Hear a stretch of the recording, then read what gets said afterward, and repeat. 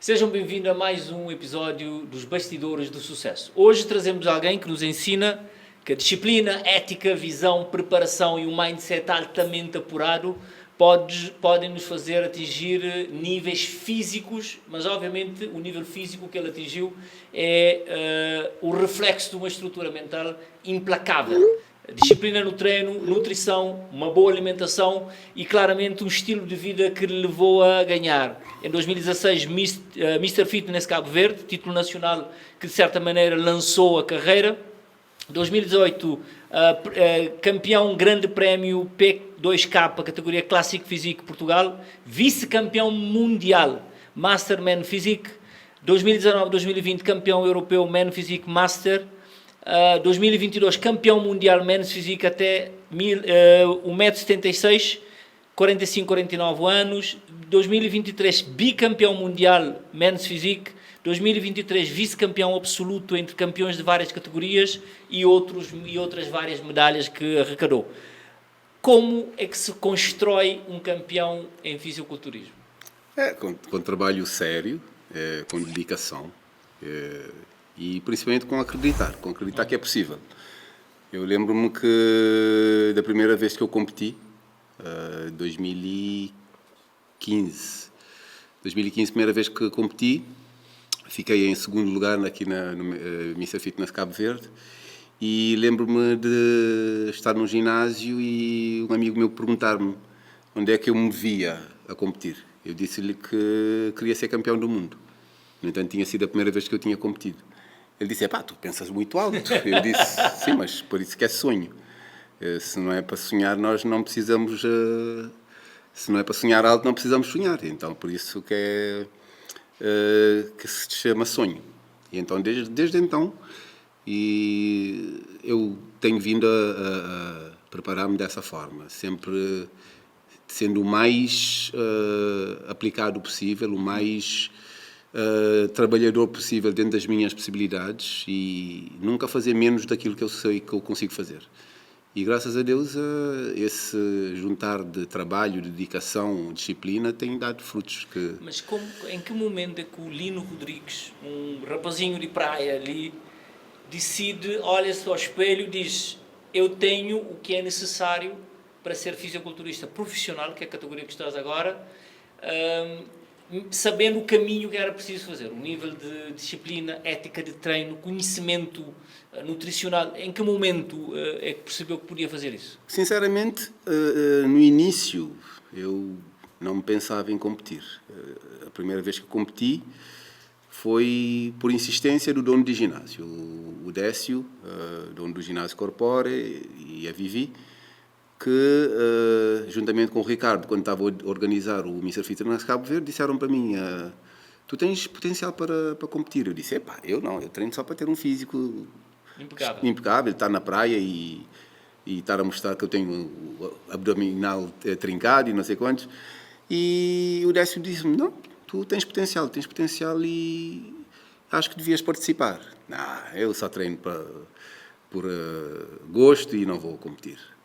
Então, depois no dia seguinte ele disse-me, mas Lino, tu não estás a pensar em competir então? Eu disse, eu competição não, eu só treino... Ele disse, ok, vai representar o ginásio e deixas de pagar o ginásio, tu não pagas a tua mulher não paga, o filho não paga. Então, aí já... Pequenos benefícios. O meu filho estava a fazer natação no ginásio Corpore. Eu treinava musculação e a minha ex-mulher treinava musculação também no Corpore, então já no orçamento mensal fazia uma diferença. Então disse, ok, vou pensar. Então fui lá para casa, fiz as contas e 9 contos a menos todos os meses, só para representar o ginásio, nem sou obrigado a ganhar. Claro. Então fui representar o ginásio. Mas eu sempre aprendi que quando entramos... para fazer alguma coisa, ou decidimos fazer alguma coisa, que nunca devemos pensar em ser só mais um. E isso vem dos meus pais. No dia que vocês forem crescidos, se quiserem ser... Nós não obrigamos a ser engenheiro ou doutor, mas se escolheres para ser calcetador, ou se resolveres a ser um pescador, resolveres a ser um o que for. O que for. Seja o melhor que possas ser. E então, quando eu entrei nisso, eu disse, bom, já que eu decidi que vou competir, vou dar o meu melhor. Contactei um amigo meu que estava no Brasil, que ainda está no Brasil, que é o Christian, que ele já era atleta lá e competia, e disse, Christian, tenho este problema. Tenho um físico, disseram que dá para competir, mas eu nunca competi, não sei como é que isto funciona. Então ele resolveu ajudar-me. Mandou-me um plano alimentar, pediu-me umas fotos, peso. Eu mandei-lhe, ele, da sua boa vontade, fez o plano alimentar, tudo isso, da minha dieta, explicou-me como é que eu devia fazer os treinos, adicionar mais cardios e ingestão de água também aumentou, tudo isso, porque já não faltava muito tempo. Então assim começou o processo. Eu fui para a primeira competição, fiquei em segundo lugar, e então fiquei um pouco assim, porque eu achava que eu tinha condições de ganhar o primeiro. E quando saí da competição, fui logo perguntar aos organizadores, no próximo ano tem? Eles disseram, tem. Eu disse, pronto, então a minha preparação começa amanhã. E acho que foi nessa altura que eu comecei já a me dedicar mais, porque eu já não queria me ver nessa de primeiro dos últimos, porque é o que eu considero segundo lugar. É um prémio, sim, ganhar prata é sempre bom, dependendo do nível, mas eu considero o segundo lugar o primeiro dos últimos, e então não queria ver-me a mim outra vez a ver o colega do lado a receber o grande prémio e mas eu podia ter sido eu. Então comecei a dedicar-me a 100% E como foi o início desta transição? Da mentalidade, o próximo ano eu vou-me preparar. O que é que mudou na tua vida a partir do momento que começaste a pensar o treino já não como apenas um hobby, mas como algo que tinha uma meta, subir no palco e apresentar-se em competição? Eu tive que abdicar de algumas coisas. Eu era muito de festas e sempre que havia, tipo, final de semana era para sextou. E então eu abdiquei de alguns desses hábitos, comecei a focar-me mais, já o treino passou a ser uma obrigação. Eu decidi que no meu dia teria que existir 1 hora para mim, pelo menos 1 hora e meia para mim, e depois o resto encaixa.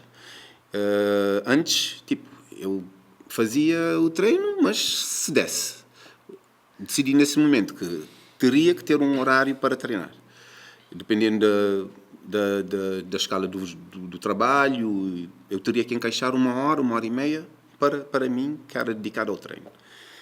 E acho que essa virada aconteceu quando realmente eu consegui, no ano seguinte, chegar na competição e ganhar. E então, quando ganhei, eu vi que realmente esse mudar de hábitos trouxe resultados. E então, com pequenas adaptações que eu fiz, eu consegui chegar ao resultado que eu queria. E então, caiu a ficha. Epá, se tu conseguiste dedicar um pouco mais e já ganhaste, talvez se continuares a dedicar mais e meteres mais disciplina e mais rigor aos treinos, ou com técnicas mais avançadas, com planos e metodologias que realmente te impulsionam para a frente, se calhar vais conseguir chegar a patamares mais elevados. E nessa competição tinha vindo um fisiculturista angolano, que tinha vindo para Cabo Verde para prestigiar a prova, e ele foi júri também. E ele, depois da competição, foi para o backstage e foi falar comigo e disse-me, tu não pensas em competir fora? Eu disse, nunca me passou pela cabeça, mas porquê? Tu achas que... Ele dizia, tens um físico muito estético, porquê não vais competir a Portugal? Pelo menos tens uma ideia diferente de lá fora, como é que é. Eu disse-me, mas como é que eu faço para competir fora? Ele disse-me, consegues viajar? Eu disse, viajar é fácil porque é o meu trabalho, é a minha profissão. Ok, eu vou fazer os contactos e depois eu digo-te. Ele fez uns contactos, depois o falecido José Monteiro também, que foi contactado pelo Jailton Rocha, que é o presidente da arbitragem de Cabo Verde.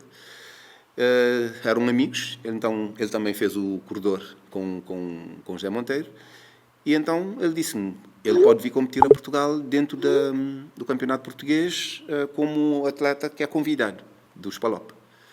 Porque normalmente para competir em Portugal eu teria que ter ou passaporte português ou então tinha que residir em Portugal. Mas eu ia competir sempre como atleta dos Palop, que ia como convidado de cabo-verdiano.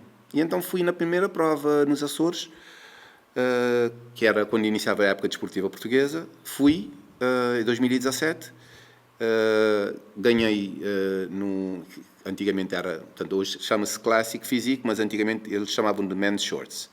Fui, ganhei o Men's Shorts, primeiro lugar, depois competi nas duas outras categorias do Classic, do Men's Physique, muscular e Men's Physique normal, e fiquei em segundo nas duas categorias. E então, primeira competição fora, Bem na boa. um ouro, 2 prata, aí comecei já, bom, se calhar realmente dá para... Então nunca mais fugi dessa mentalidade de que se eu trabalhasse mais, eu conseguiria mais. E porque os resultados estavam a mostrar exatamente isso. Mas antes de tudo, qual é a tua rotina semanal de treino? O que é que tu fazes? Como é que divides os treinos por grupos musculares? Qual a intensidade? Quanto tempo? Qual é o valor do descanso? Explica-nos mais ou menos para quem está lá em casa, para os que já treinam e para os que gostariam de começar a treinar, qual seria o ritual ideal para alguém que, primeiro, quer ter um bom físico, segundo, quer pensar em competir?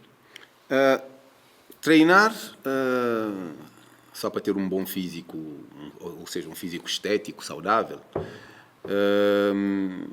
Se conseguires pelo menos treinar 4 vezes por semana, 3 vezes é bom, desde que faças um nível de treino já elevado ou avançado, já dá para ter um físico bom. Mas não esqueçamos que a parte alimentar é fundamental. Pode ter um melhor arquiteto, mas se não houver bloco e cimento e areia, então não se constrói a casa. E então acho que muitas pessoas pecam nessa parte, na parte alimentar. Porque hoje em dia já me conheço tão bem, embora eu tenha um treinador que faz os meus planos alimentar, tudo isso, mas eu me conheço tão bem que eu dou-me ao luxo de dizer, tipo, vejo-me agora, estou com 100 quilos, imagina, e depois digo-te, daqui a 2 semanas vou estar com 85. De 100 para 85 consegues? 2 semanas, 15 quilos vais perder, eu consigo perder, se eu quiser. Só que, às vezes, para fazer isso, se for muito rápido, eu vou ter que sacrificar alguma massa muscular.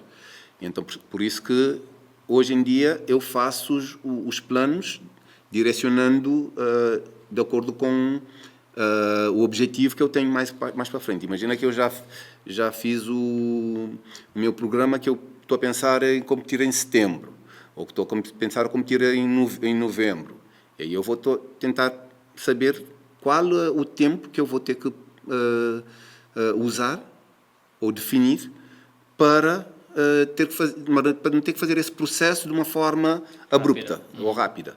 E então, e sacrificar o menos possível a massa muscular. Então, por isso é que eu preciso, hoje em dia eu faço com mais tempo. Mas é possível perder gordura sem perder massa muscular? É possível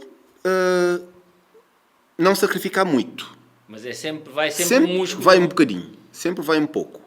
Mas se fizeres o processo rápido, perdes mais. Se fizeres o processo de uma forma mais lenta. De segunda a sexta, o que é que treinas? Qual é a tua divisão muscular? Aqui em Cabo Verde temos esse problema que a maior parte tu treinas no shopping e lá abre aos domingos até o meio-dia.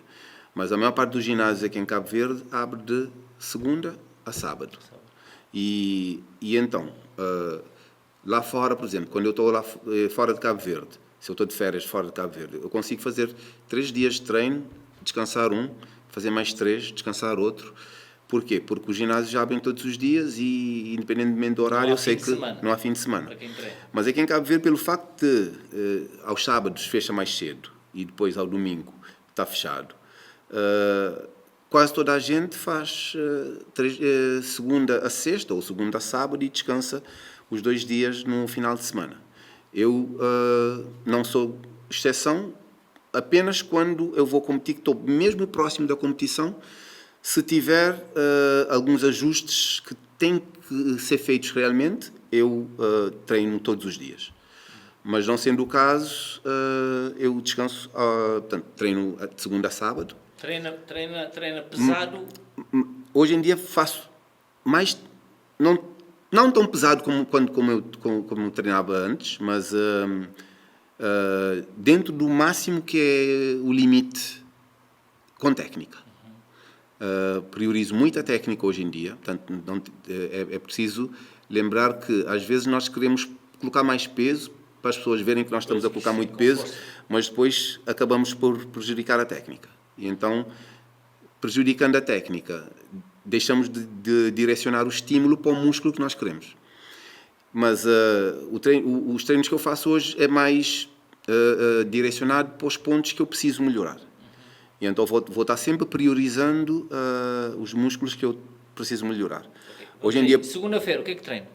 Que grupo muscular? Normalmente começo sempre a semana com um treino de pernas. Pernas. Porque é que diz-se que a segunda-feira é o Dia Internacional do Treino do Peito. Do peito, sim. Mas o que é que eu aprendi com esses anos? É que o grupo muscular que mais nos dá a liberação de testosterona e hormônio de crescimento são as pernas, que é o nosso músculo maior.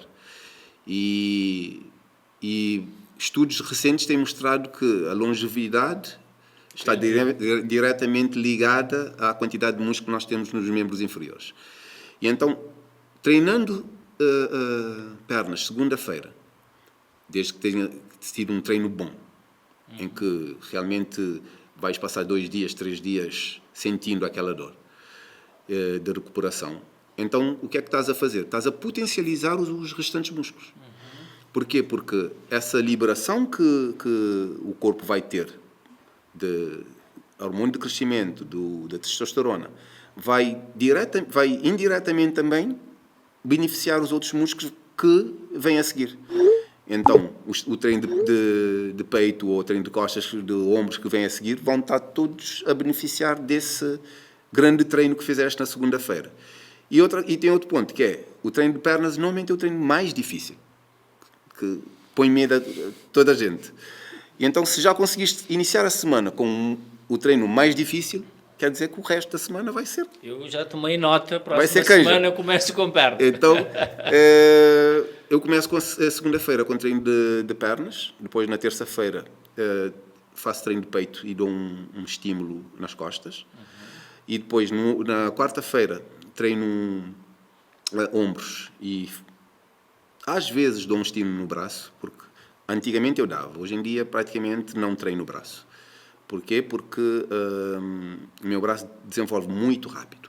Tenho uma facilidade em desenvolver membros, tanto os inferiores como os superiores. E então, pela a divisão que eu compito na Men's Physique, exige essa desproporção entre os ombros e o braço. Ter ombros mais salientes, se tens um braço muito avantajado, vai-te prejudicar quando o júri te vê. Porque aparece o ombro que está a parecer grande, mas, no entanto, como o braço também é muito grande, em vez de fechar, está a abrir. Okay. E então comecei a reparar nisso e, em conversa com o meu treinador, ele disse, tu tens uma facilidade enorme em crescer em braço, vais ter que parar de treinar braço. Então, completamente. Eu não treino braço. Só faço, indiretamente, sabemos que o braço é quem empurra as costas, ou puxa também para as costas, e então, indiretamente, tenho essa vantagem de, nos treinos para costas, ativo o braço. Mas, uma vez por mês, se tanto, como treino com um amigo meu, que é o Adérito, nós fazemos ele já treina mais porque precisa. Mas então, para acompanhar também, eu acompanho às vezes, mas faço 2 exercícios no máximo, não mais do que isso.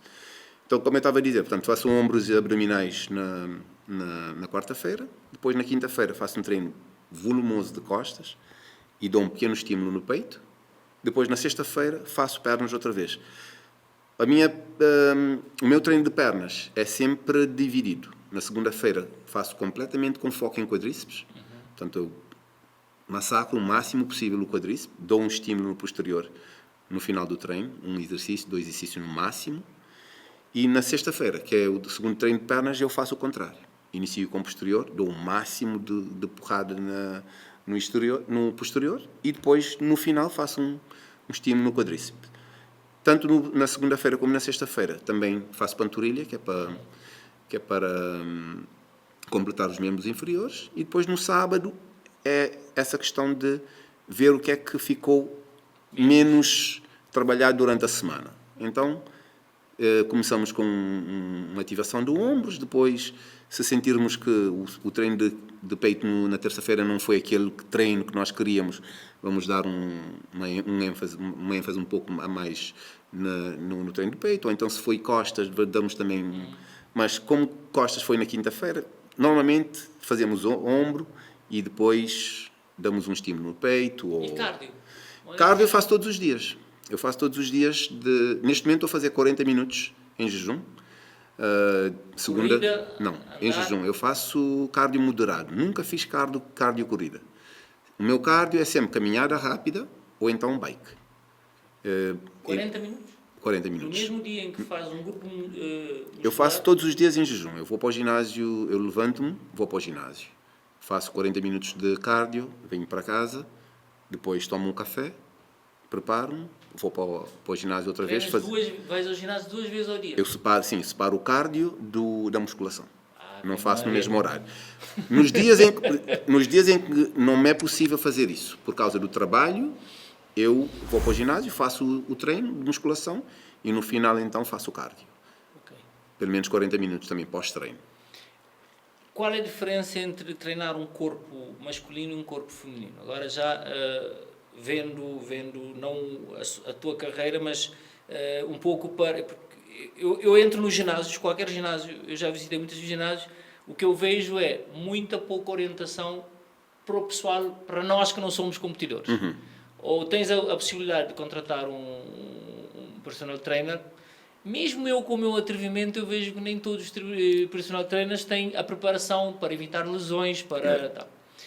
E eu vejo que grande parte dos personal trainers estão lá a treinar as mulheres, nunca os homens. Então, como é que se treina? Qual é o foco, qual é o diferencial entre treinar um homem e treinar uma mulher? Ou qual é a diferença entre, no momento de ganhar músculo, sendo uma mulher, sendo um homem? Isto pensando que alguém lá em casa vai te ouvir e vai dizer, eu vou ajustar isto, quais são as dicas do Lino? Primeiramente é perceber qual é o objetivo da pessoa.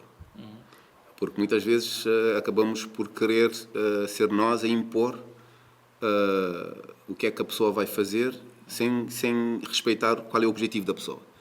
Da mesma forma que há mulheres que querem ir para o ginásio e ficar cavalona, há mulheres que querem ir para o ginásio, manter o corpo slim, mas quer só ter um pouco mais de definição, para quando colocar aquele biquíni ou um leggings, para as pessoas verem que realmente treina, ou colocar um vestido de costas nuas para verem que realmente tem umas costas bonitas.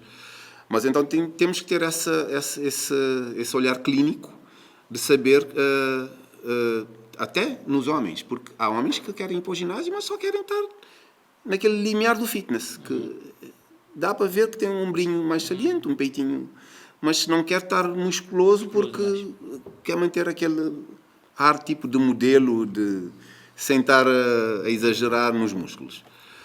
Mas a diferença que reside é saber que a maioria das mulheres prefere ter a parte dos membros inferiores, portanto, e glúteos, melhor trabalhado, com menos celulite possível, com mais definição e uma linha mais bonita. E os homens vão estar... A maior parte querem ter aquele peito mais... aquele ombro, aquele braço. E saber, então, como é que, de acordo com a pessoa, porque o erro que muitas vezes eu vejo pessoas a cometerem é pensar que a receita do bolo serve para qualquer... exatamente. Então, eu há dias estive num ginásio, há dias do mês passado. Eu estava no final da preparação, ia competir a Portugal, e fui para um ginásio para fazer o meu treino matinal, porque estava apertado em relação ao horário, e como fica lá perto de casa, fui lá treinar. E como eles deixam-me treinar lá, eu fui lá, fiz um treino. Eu vi a pessoa a treinar 2 mulheres. Estava a treinar 2 mulheres e nesse dia estavam a fazer membros inferiores. fizeram 6 exercícios para peito.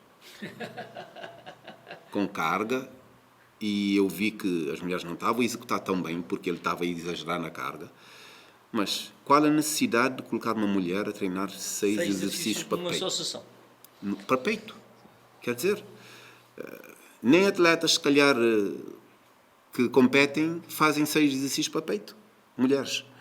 E então é ter essa noção que há coisas que são ridículas. Mas há necessidade de certificação de instrutores para... Claro que há. As lesões podem ser catastróficas. Pois é. Mas também, ainda dentro do tema que estavas a perguntar, é saber que às vezes há mulheres que chegam no ginásio, ao falar com a pessoa que lhes treina, com o personal, e dizem, eu não quero treinar muito superior, eu só quero ficar com um bumbum mais saliente, as pernas melhores e a barriga ficar mais chapada, como se fosse uma varinha mágica. Mas é fazer a pessoa entender que, se quiser agachar, quem é que segura a barra? As costas. Se tiveres um abdominal fraco, como é que vais colocar mais peso nas costas para agachar? Porque a tua coluna não vai aguentar. E então é fazer a pessoa perceber a necessidade do corpo ser trabalhado num todo. Agora, dentro dessa parte de ser masculino ou feminino, saber que temos que priorizar alguns músculos em detrimento de outros. Mas trabalhar com mulheres tens que ter esse tato mais. E também saber que as mulheres vão ouvir isso e vão achar um pecado. É assim, o trabalho que os homens fazem, portanto, a conexão que existe, neuroconexão que existe entre os músculos do glúteos com o cérebro, nos homens é 50% a mais do que existe nas mulheres. Ou seja, se nós tivermos que fazer 10 repetições para o resultado do glúteo no homem, a mulher vai ter que fazer 20 para conseguir o mesmo resultado. No entanto, a mulherada gosta do bumbum e dos glúteos. E então, se a pessoa souber isso, vai ver que tem que trabalhar num nível mais elevado para os glúteos nas mulheres do que nos homens. Porque se for fazer o mesmo volume de treino que faz de glúteos num homem em relação às mulheres, o homem vai ficar com glúteos completamente a parecer como as mulheres, e as mulheres vão ficar para trás. E então... Mas porquê é que é tão difícil trabalhar o treino das pernas? É mental ou é simples? É porque exatamente são os músculos maiores e requerem... E também essa parte de saber que os exercícios que mais recrutam glúteos e pernas são quais? O agachamento. Qualquer tipo de agachamento, seja ele livre, seja no hack, seja no incline squat, qualquer deles que tu faças, estás a carregar o peso mais o teu peso corporal. Que é diferente, por exemplo, do supino para peito, que é diferente do press para ombros. Só estás a fazer o peso. Enquanto que para as pernas, tirando a extensora e a flexora, que são exercícios mais isolados para quadríceps e posterior de coxa, todo o resto que vais fazer, praticamente em relação a que mais recrutam as variações do agachamento que existem, tu estás a carregar o teu peso mais o peso da máquina e da barra. 100 kg no ombro para agachar, tem mais, no meu caso, mais 90 kg em cima. E em cima. Estás-te a carregar mais o peso no ombro. Então torna-se mais difícil. Então quando vês uma pessoa agachar com tipo 180, 200, respeite. Porque ele está a carregar esse 200 mais o peso. Quanto é que pesas? A última vez que eu pesei estava com 95. Proporcionalmente a tua altura, é bom ou mau? Se eu for fazer agora o IMC numa farmácia, vai dar que eu sou obeso. Sim, obeso. Tenho 1,73 m, 95 kg, vai dar que eu sou obeso. Sim, mas isso é também outro mito. As pessoas querem emagrecer. Exato. E vão pesar na balança independentemente daquilo que é a sua massa muscular. Como desconstruir esse mito que muita gente quer perder peso e tem que perceber a sua composição corporal. Eu tenho essa conversa quase diariamente com pessoas no ginásio, que entram no ginásio todos os dias e pesam. Vão treinar, depois ao sair voltam a pesar. Eu digo, e eu muitas vezes, e quase todos os dias, eu pergunto, mas tu pesaste à entrada e voltaste a pesar à saída? Qual é o objetivo? Emagrice. E depois alguns fazem comentários. Não acredito. O peso subiu. Mas imagina, tu entraste num ginásio. Imagina que tu não transpiras muito. Bebeste 2 litros de água durante o treino. Ao sair, pesaste um pouco mais. Claro. Normal. O nosso corpo é água. E então, eu já vi pessoas com mochila nas costas a pesar. E então, é só para veres que... como tu disseste, esse mito de que o peso é que identifica se a pessoa está acima do peso, ou está obeso, ou com gordura ou não, realmente é um mito que precisa ser desconstruído mesmo. Porque as pessoas não entendem que o peso do músculo ocupa menos volume do que o peso da gordura. E então, que se um pequeno pedaço do músculo que se tu pões na balança pesa 1 quilo, para colocar 1 quilo de gordura na balança, se calhar vai dar triplo desse pedaço de músculo. E então, eu sempre que eu tenho oportunidade, faço essa abordagem nas pessoas, de mostrar que se tu estás a treinar com que objetivo? O objetivo de ganhar massa muscular. Se tu estás a ganhar massa muscular e estás a cumprir um plano alimentar que é direcionado para a perda de gordura, então, se o peso aumentou, mas tu estás a ver que as tuas roupas estão a ficar mais largas, qual é a conclusão a tirar? A conclusão que tu tiraste dessa transformação? Muitos não param para perceber que estás no caminho certo. Tens mais músculos e mesmo menos Lógico, gordura. aumentaste os músculos, diminuíste o percentual de gordura, por isso que as roupas estão mais largas, mas, no entanto, o teu peso subiu. Porque o músculo pesa mais. Para alguém que está obeso, hoje parece que... Hoje não, já há umas décadas para aqui que há essa ideia de... Há um padrão estético, há um padrão de que se vende nas lojas e há uma espécie de opressão para pessoas que estejam acima do peso ou pessoas que estejam já numa categoria que se pode considerar obeso, com Sim. visivelmente muita gordura. Sim. Como é que se transforma uma pessoa que está já muito acima de peso ou obeso numa pessoa que gosta de ginásio ou que pratica e que consegue perder visivelmente a gordura? Quais os hábitos a transformar? Que dicas darias a uma pessoa que está em casa a ouvir-nos e pensa, eu vou experimentar o ginásio não porque o objetivo é emagrecer, mas porque criar músculo ajuda-me a perder gordura. Quais seriam as dicas? Primeira coisa, musculação é o que mais faz as pessoas perderem gordura. Está provado, mais que cientificamente provado, que a musculação faz o corpo perder gordura de longe mais do que o cardio. Segundo, em relação aos hábitos, primeira coisa que eu digo, mudar os hábitos alimentares.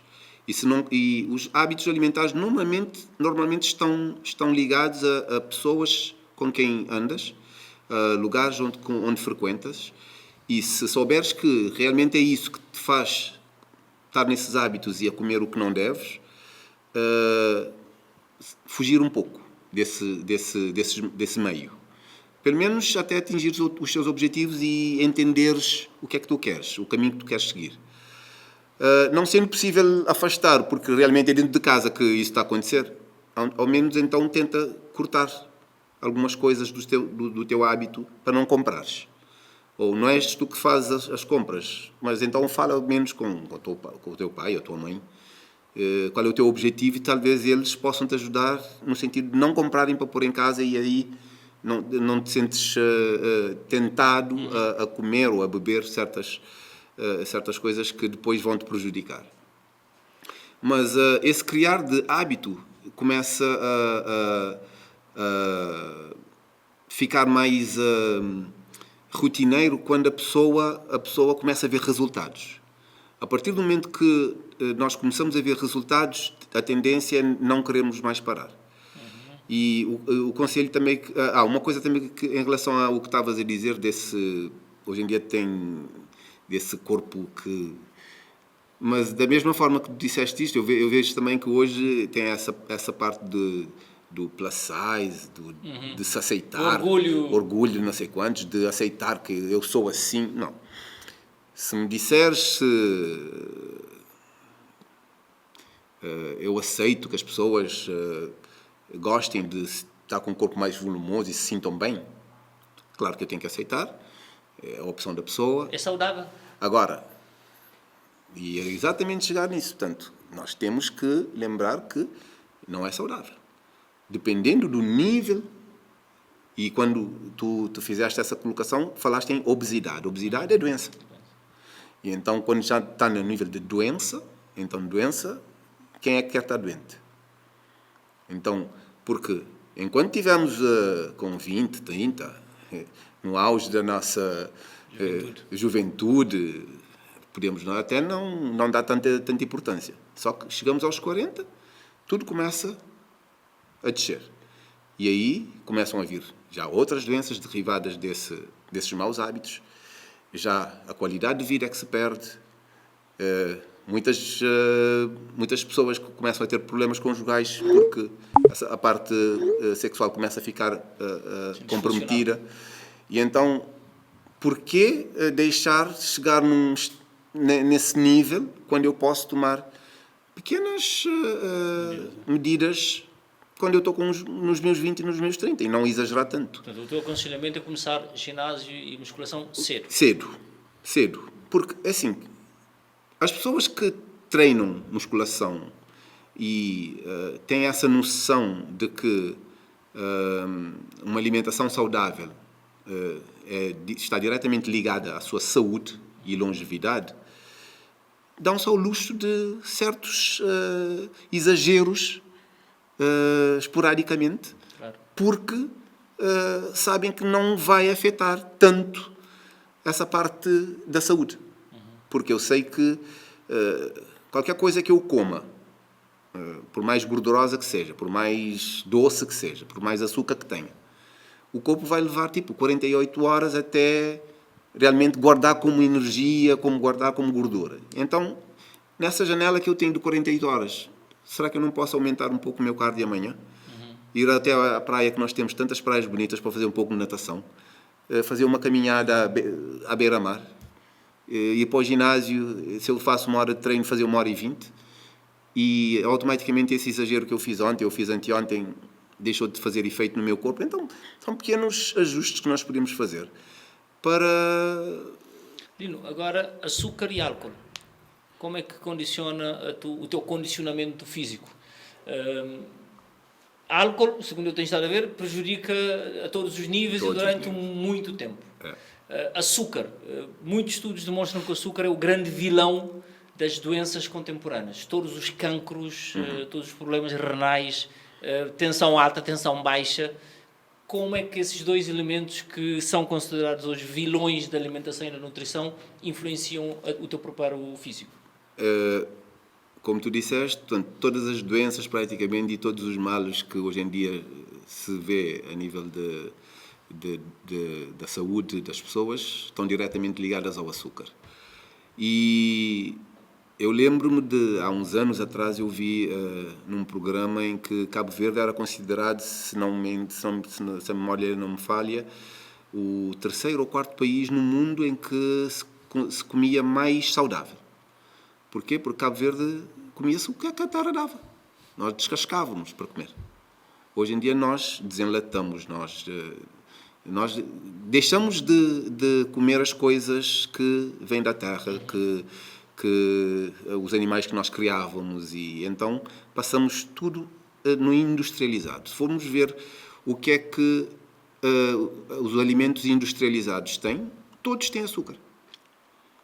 Porquê? Para dar esse paladar que depois tem essa parte que vai para o cérebro e dá-nos essa sensação de prazer.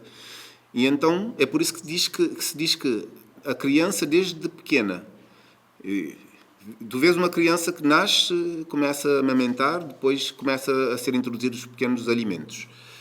A partir do momento que dá-se à criança o doce, o reboçado, a chupeta, o iogurte, ou o gelado, essa criança vai para a loja, já começa. Sim, Porquê? sim. Porque despertou essa sensação de bem-estar que vai no cérebro e a pessoa começa a buscar essa sensação.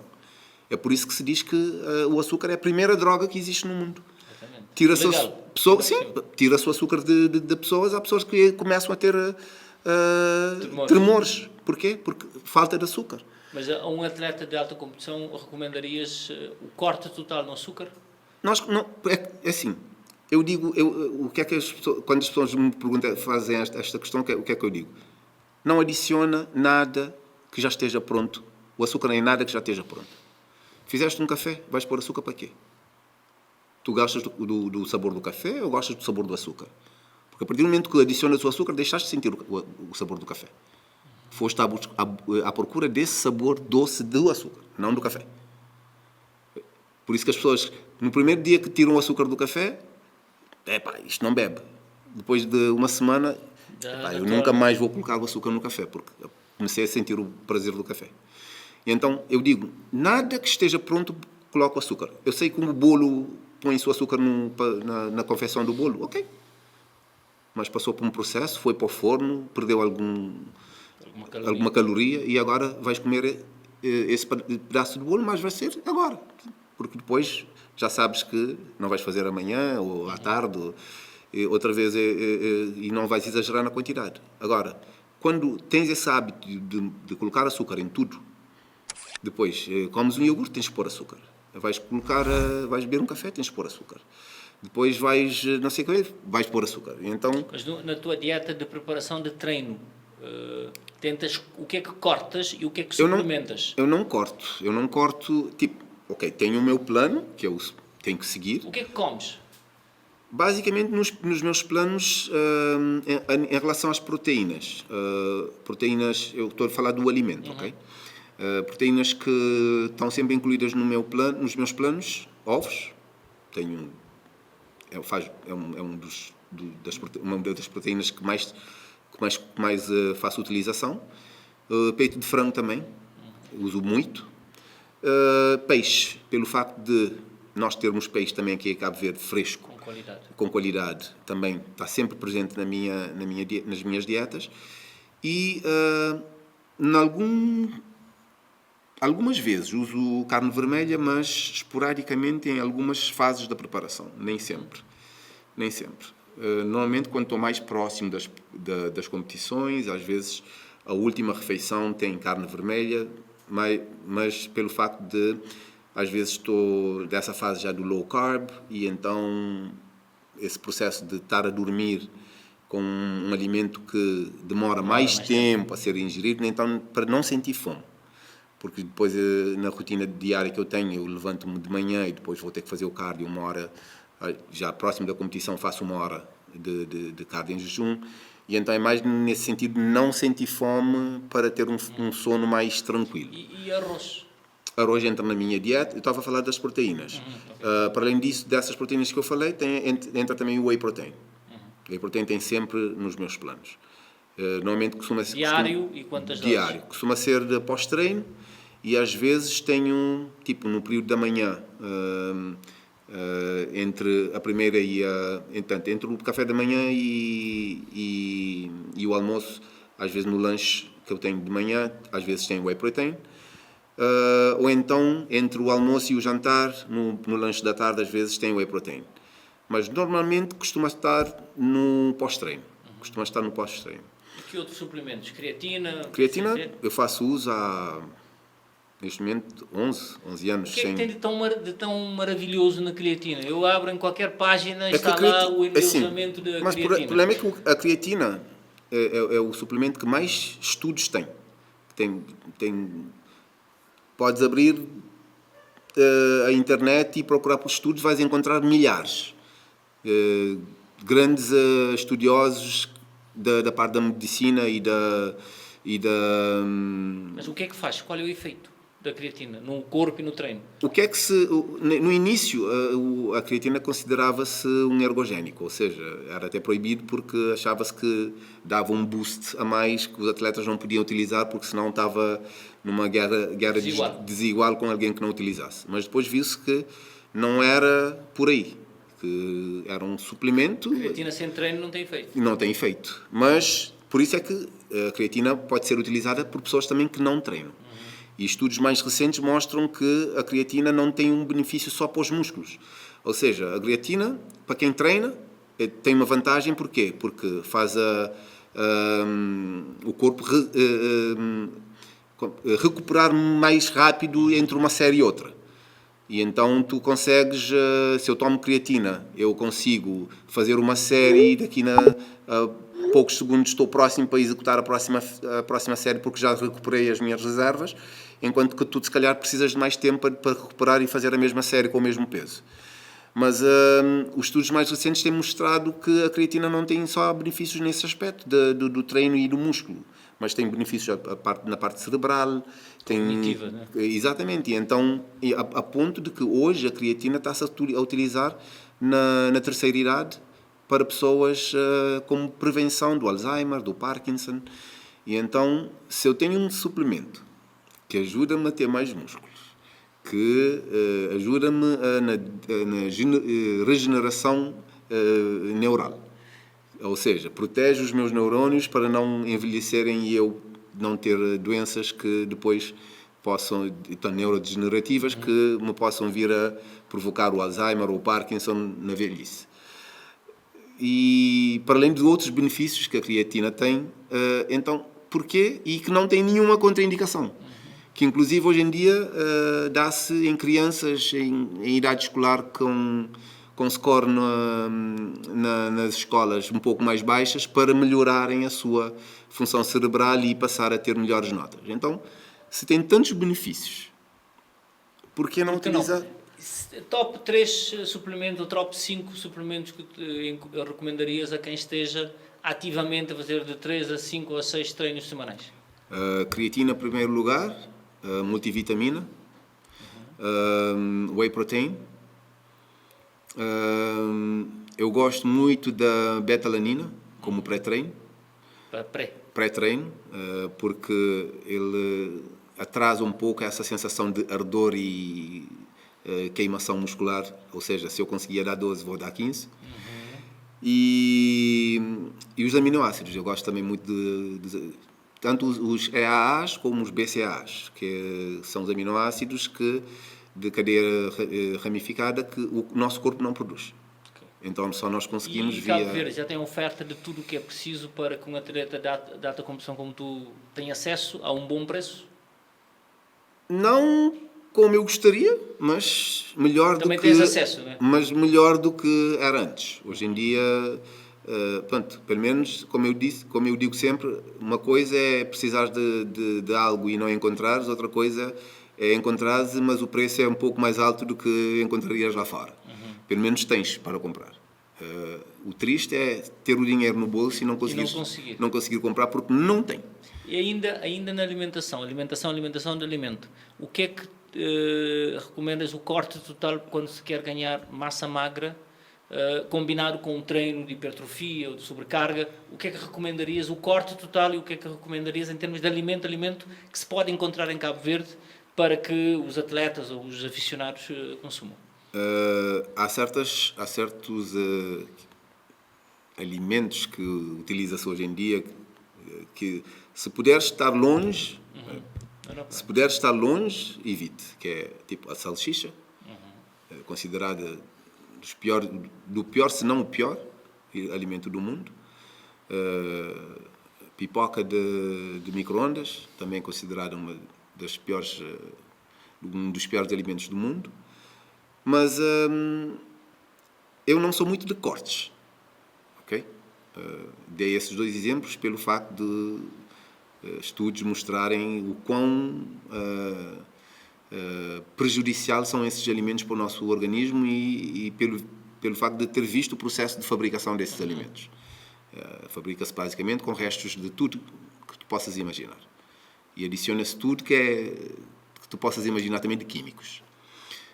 Agora, em relação a cortes, eu disse há bocado em relação ao açúcar, mas não é de cortar açúcar, mas simplesmente não adicionar açúcar Da mesma forma que eu não adiciono açúcar em nada que esteja pronto, não adiciono sal em nada que esteja pronto.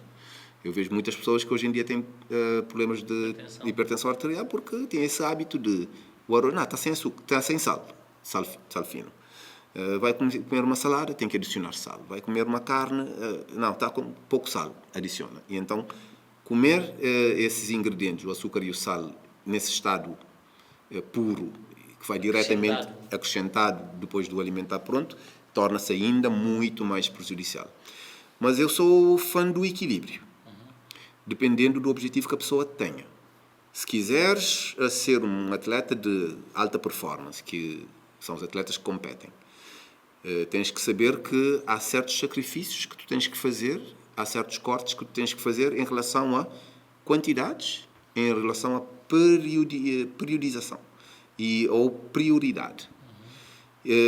Há períodos em que vais ter um plano em que tens que cumprir e vais ser esse plano. Tens que saber que os teus dias vão ser iguais. Ou seja, se tens 7 refeições diárias, segunda são esses 7, na segunda é a mesma, na terceira... A monotonia é bom para o treino, para o corpo se habituar. É a mesma coisa, porque o corpo entende que o cérebro passa essa informação que se tu tens um plano alimentar, que tens os teus macros todos calculados, em que tens uma quantidade de proteína X, de carboidratos X, de gordura X, que entram no teu plano alimentar diário, e tu todos os dias estás a cumprir esse plano, o que é que o teu corpo entende? Que todos os dias tem esses ingredientes.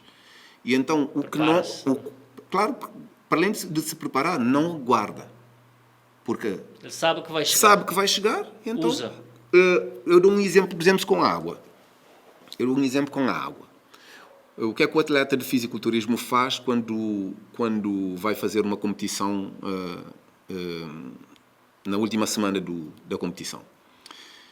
Faz uma hiperidratação para ter uma desidratação.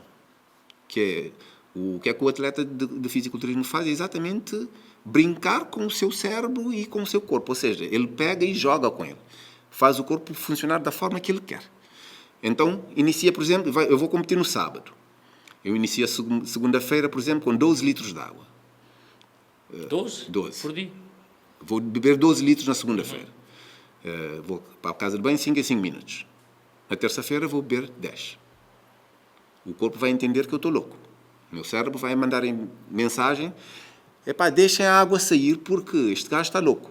Bebeu 12 litros de água. Deixa a água porque a água está em abundância demais. Então na terça-feira vou beber 10. 10 ainda é muito. Vai continuar a chegar a mesma mensagem. Na quarta-feira eu vou beber 8. Mas a mensagem vai continuar porque está demasiado.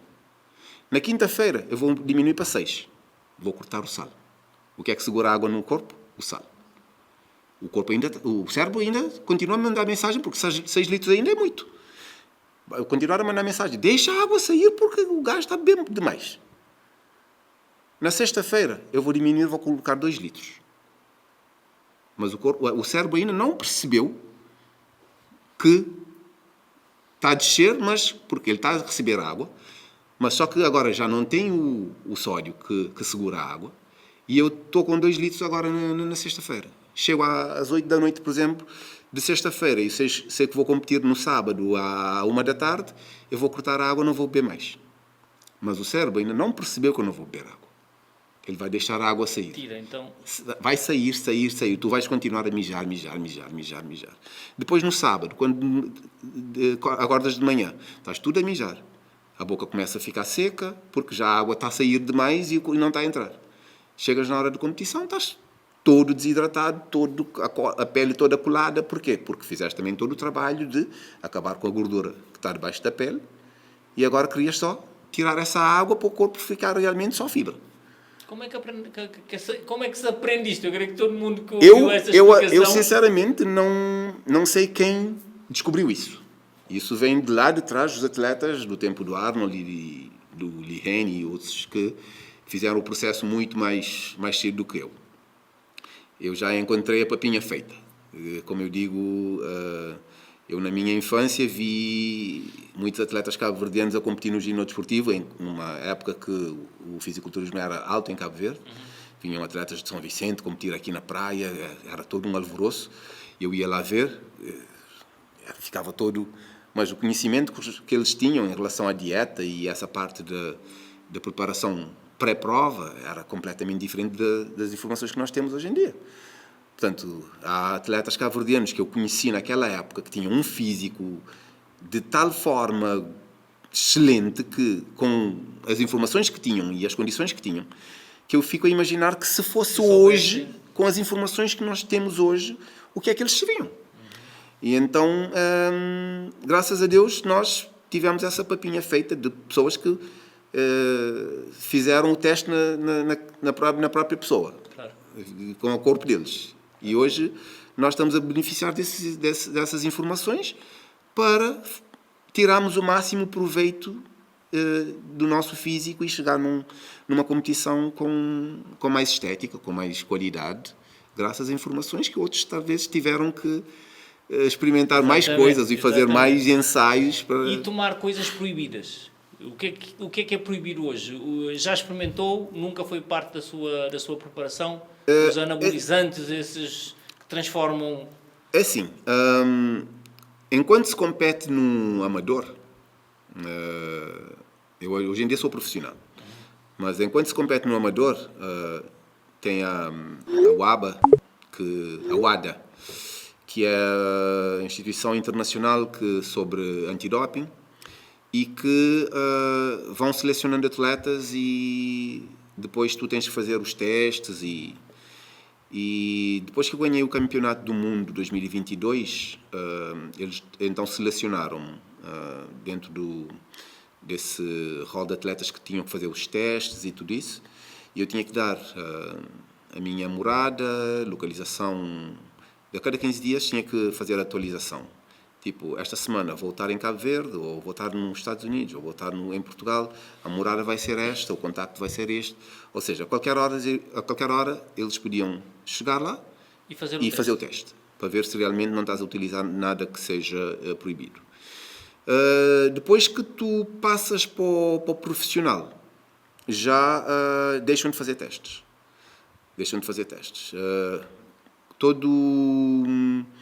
Toda a liga profissional de fisiculturismo, quer seja a Federação Oficial e a FBB Oficial, quer seja a NPC, não faz testes. Mas porquê? Porque é legal usar os anabolizantes? Não é assim, porque é normal? Porque a palavra se calhar seria essa. A ideia essa. do natural e do não natural. Existem na alta competição. Faz competição internacional de campeonato mundial do fisiculturista natural e dos que podem ser naturais ou não. Se não se sabe porque não se faz testes. Exatamente. Então, que não se faz testes. Agora, no natural, se tu ganhares, tu tens de fazer o teste. Logo a seguir à vitória. No profissional, não se faz teste porque... É estética. Disseste há bocado, é normal. Ou seja, é tão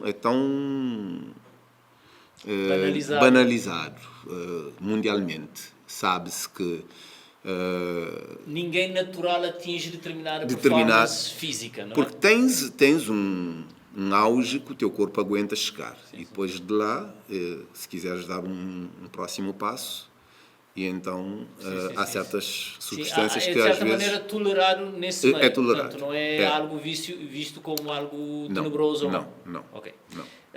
Como é que se chama? Eu fui pesquisando para fazer essa entrevista.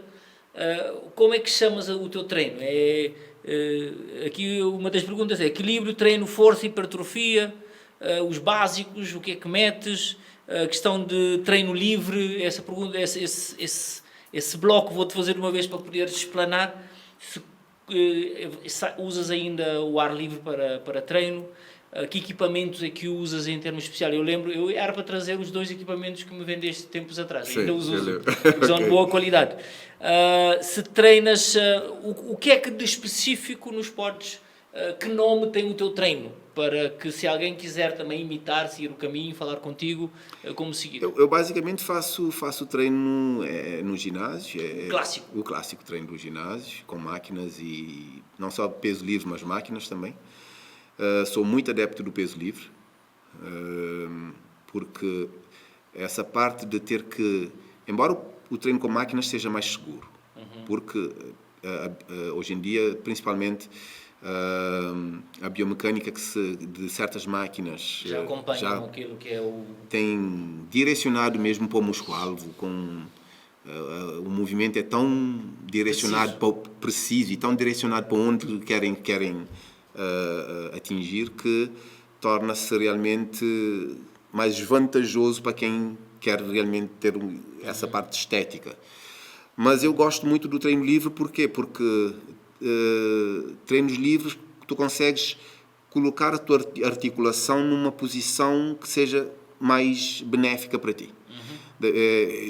Posso dar um exemplo. Fazer o supino reto com uma barra. Não deixa de ser um treino livre, né? Mas só pelo fato de teres a barra, estás preso numa barra que tens que trazer nessa direção e subir, e acabas por ter que colocar o ombro numa posição, se calhar, desconfortável, e não é por acaso que a maior parte das rupturas que acontecem na zona do peitoral é ao fazer supino.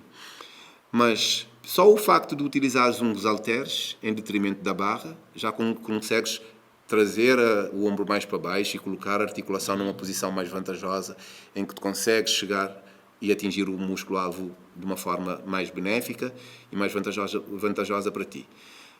Agora, máquinas, é lógico que a maior parte dos meus treinos são máquinas. Porquê? Porque eu consigo ir diretamente ao ponto onde eu quero.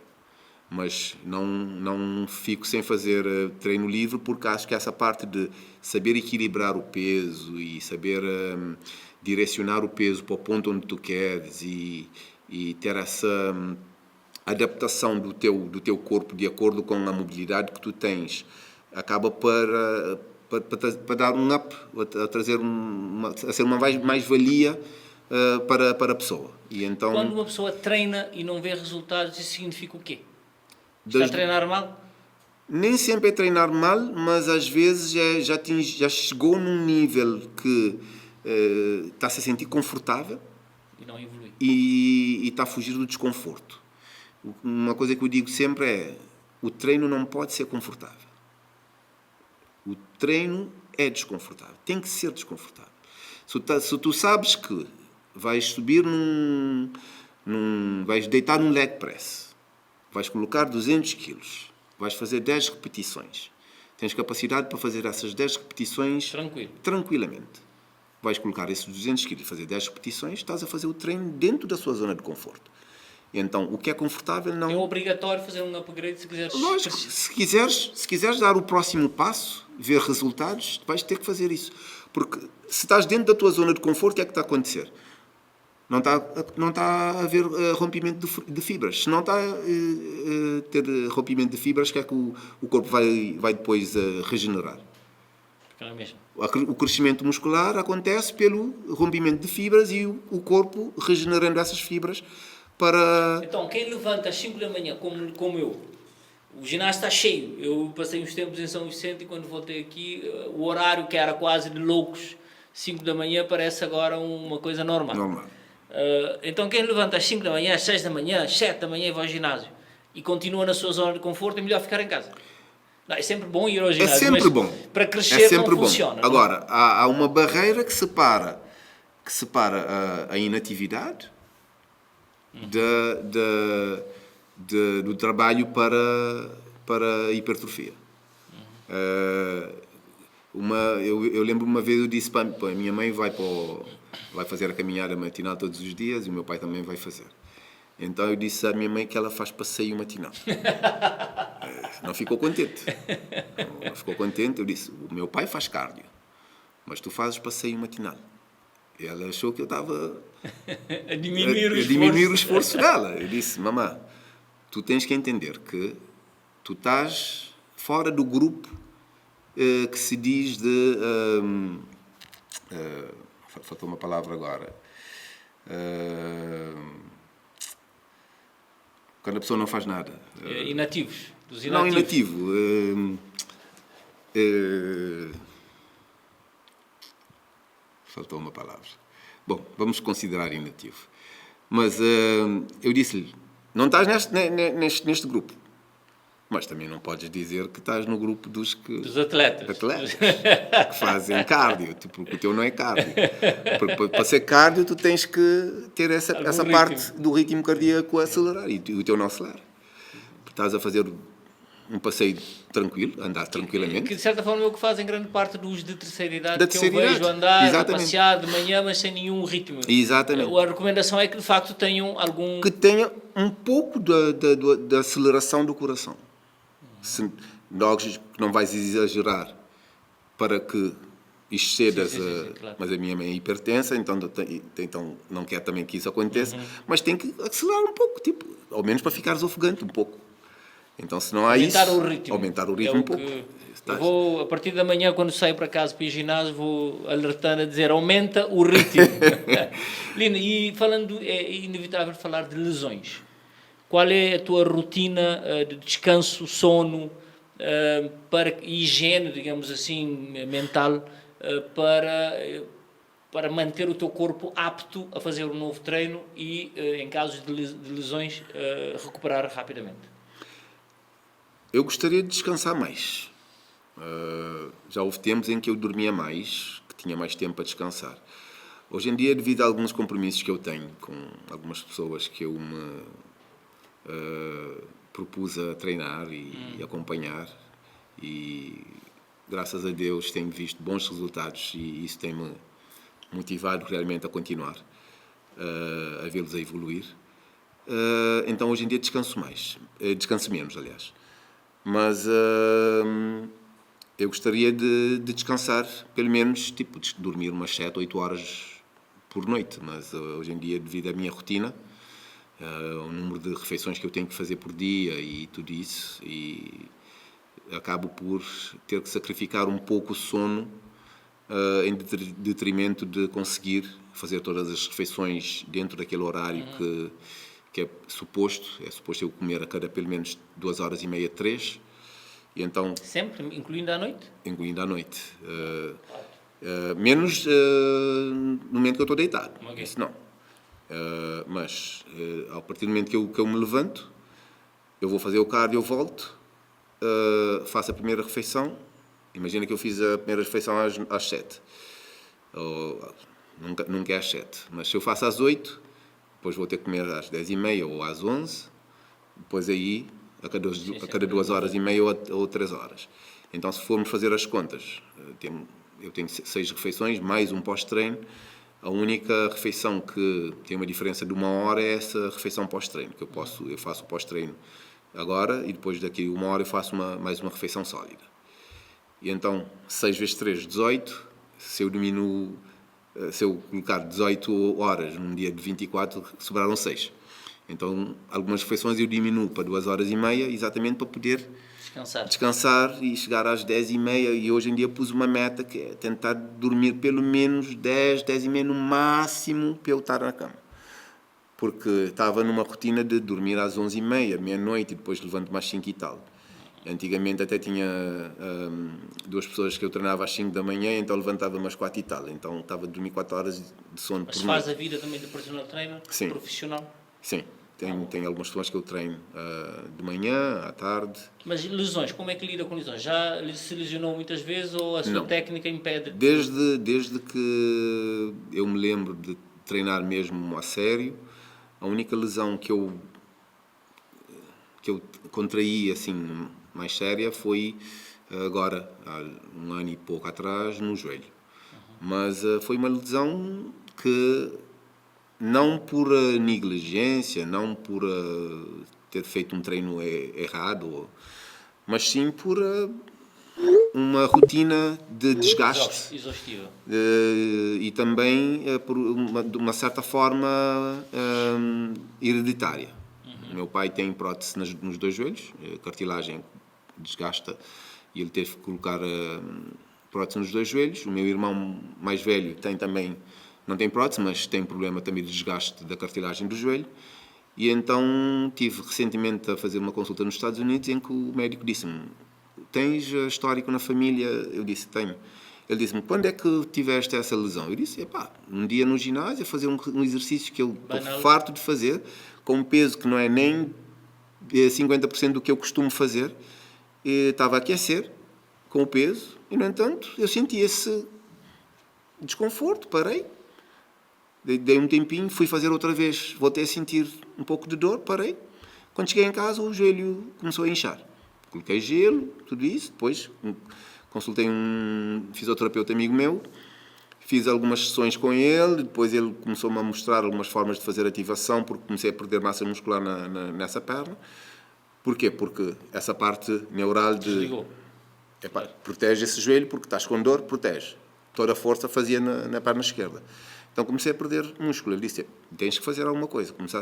Então comecei a fazer com peso, um pouco peso, mas só fazer contração e tudo isso. Então, quando fui fazer essa consulta nos Estados Unidos, o médico disse-me, é exatamente isso que tens que fazer.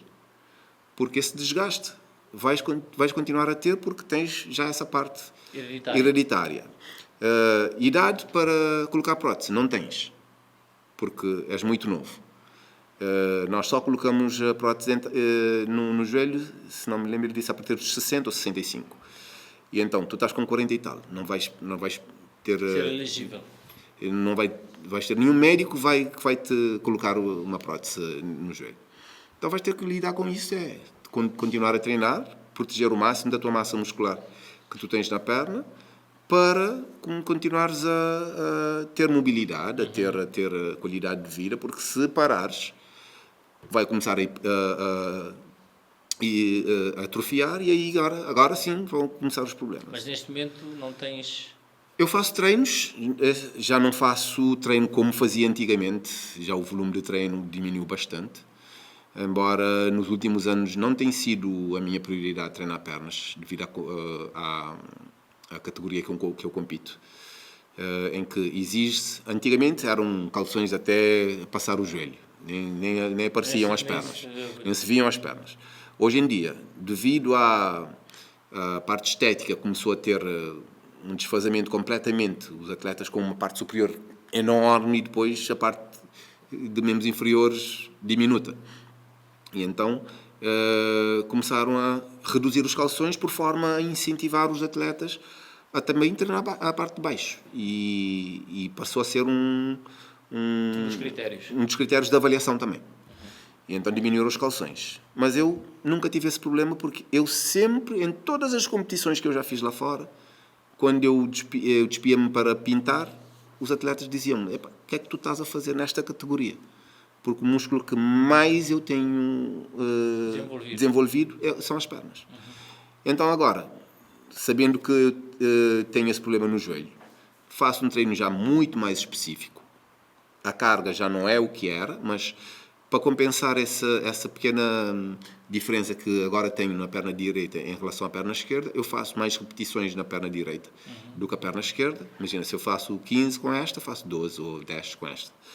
E nunca priorizando a carga, mas sempre a contração, o movimento, mais... Sim, algo que eu queria, falando agora das categorias, já que referiste agora, que ajuste tiveste de fazer quando passaste para o profissional, tendo em conta que aqui eu percebi que candidataste em vários grupos, o IFBB 2022, o ABA 2023, que diferença sentiste em termos de estrutura, juros, categorias, como é que isso refletiu no teu modelo de treino para que de facto te sentisses preparados? Logo a seguir esta pergunta, eu queria falar da vida profissional que tens como assistente de bordo, mas primeiro esta parte, para depois também falarmos dos patrocínios, okay. Como é que um atleta de alta competição como tu consegue patrocinar e consegue viver, digamos assim. Essa parte da adaptação à categoria de profissional caiu a ficha de 2022 para 2023. Eu fui em 2022 competir no Campeonato do Mundo, ganhei, foi a época que eu fiz a preparação, que eu digo a mais difícil da minha vida. Tinha acabado de contratar o meu treinador atual, que é brasileiro, também atleta, mais de 20 anos de experiência, e então ele fez-me chegar o mais seco possível no palco. Então foi a época que eu cheguei na competição, o físico estava de loucos, e recebi elogios de toda a gente, dos júris, quando iam-me dar os prémios, tudo. toda a gente a elogiar. Mas a cara estava de, como dizemos em crioulo, cadabra. Cadabra, sim. Eu até hoje fico impressionado quando vejo os vídeos e fotografias daquela competição. Mas então fiz essa competição em que ganhei, nas categorias que eu participei ganhei todas, e depois fui para o overall também ganhei. Mas só que nessa competição, porque no ano que eu tinha, um ano anterior, que eu competi lá, no Campeonato do Mundo, deram o cartão profissional a quem ganhou o overall. Já nesse ano que eu fui, não deram. Então eu saí desse Campeonato do Mundo com o overall, que eu ganhei, mas sem o cartão profissional. Então, e a minha meta sempre foi conseguir o cartão profissional para começar a competir na Liga Profissional, que é onde dão pelo menos um valor monetário que acaba por amortizar um pouco as despesas que nós temos durante a preparação. Então, falei com o treinador e disse, nós temos que conseguir este cartão profissional. Fomos ver o calendário de competições que havia e vimos que haveria uma competição no Luxemburgo 2023.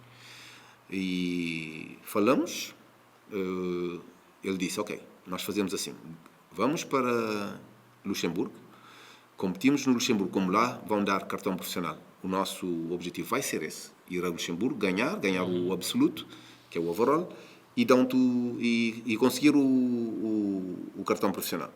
Assim, já vamos para o Campeonato do Mundo defender o título, mas vamos já com o cartão profissional garantido. Assim que não estamos dependentes de darem ou não o cartão profissional. Ok, fizemos isso. Fizemos a preparação, fui a Luxemburgo, graças a Deus, ganhei no Sénior, ganhei no Master e fui competir com os outros vencedores. E ganhei o overall. Então, automaticamente, ganhei o cartão profissional no Luxemburgo.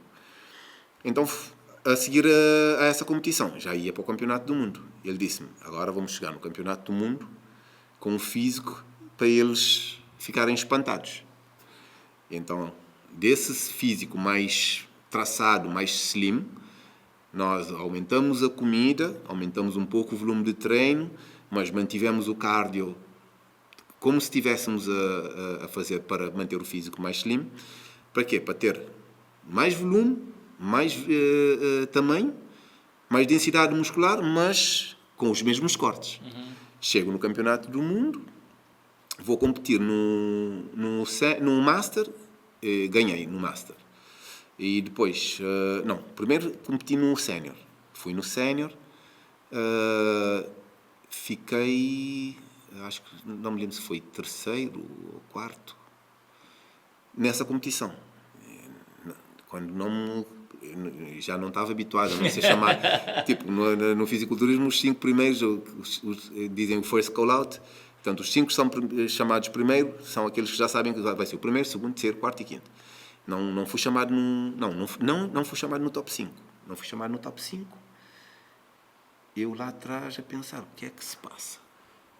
Eu ano passado ganhei Campeonato do Mundo e agora não sou chamado nem no top 5.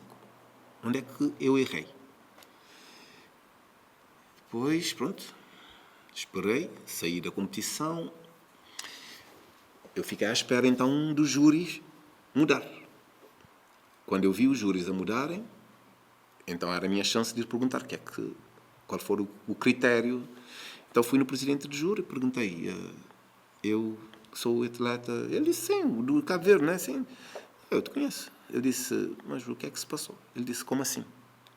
Eu disse, eu não entrei no top 5. Ele disse, sim, eu sei. Mas o que é que se passou? Porque é que eu não entrei no... Os que ganharam, eu estou mais grande que eles, estou mais traçado que eles, estou com mais volume que eles. Ele disse, exatamente esse é o problema. Esse teu físico não é de amador. Já não estás com físico para competir num campeonato amador. Eu disse, sim, mas eu ganhei o cartão profissional no Luxemburgo. Ele disse, vai para o profissional. O que é que estás a fazer aqui no amador? Eu disse, sim, mas eu vim só defender o título que eu ganhei no ano passado. Ok, já vieste. Mas já viste que não estás agora... Porquê é que vais competir com eles? Eles não estão no teu nível.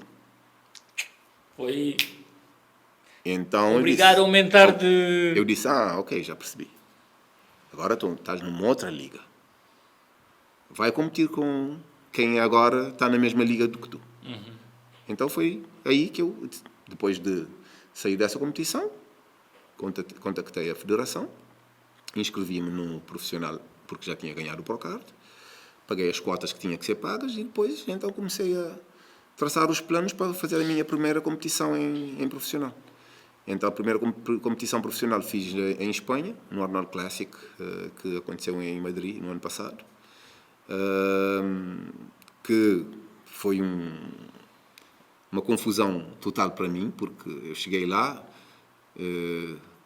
chamaram todos para o palco, nós fomos avaliados, depois fizeram a primeira chamada, o first call out, eu entro dentro do top 5, os primeiros são chamados, então, primeira chamada, eu fiquei logo contente, porque também estava muito confiante que iam me chamar, porque o físico estava espetacular. Depois saímos do palco, eles dizem que nós acabamos de ser de apurar para a semifinal, que no entanto iam juntar mais atletas que já estavam pré-qualificados para a final. Para a semifinal. Eu disse, não percebi. Não, esses atletas já não foi necessário eles competirem na primeira chamada porque já tinham vindo de outros campeonatos que já tinham ganho, então ganharam logo o estatuto do Free Pass. Aí depois nós voltamos a subir, que supostamente já era a semifinal. E nessa semifinal não entro no top 5. E então foi meio que uma confusão, porque era a primeira vez que estava a acontecer isso comigo. Nunca tinha visto alguém ir para a semifinal sem competir na primeira fase. E nunca tinha outras visto regras, não é? Outras regras. E então depois vim pesquisar e eu vim ver que a IFBB há certas competições que te elegem para determinadas outras competições sem teres que fazer essa parte de preliminar. Ok. Saio dessa competição e então depois, qual é a próxima competição que eu posso ir? Eu vejo o calendário, há uma competição em Portugal. Ok?